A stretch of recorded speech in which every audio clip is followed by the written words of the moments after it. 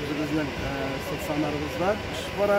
Yolumuzdan başlagan, bu yolunda devam ederiz.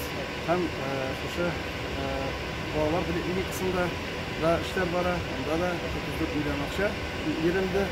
Federal programı boyunca şu işler bilen baramında bir şuay yolunda tomograf inşaatı boyunca qarab çıktı. Onda da remont işleri may ahırına tamamlanırga tiyiş.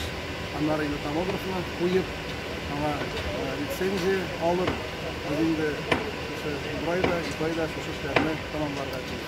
Remont işleri yaxşı var. Kadroçikler işleri alıp paralar. Bizim ağzına kadroçikleri bütün yerde качественно, sıfatlı işini alıp paralar.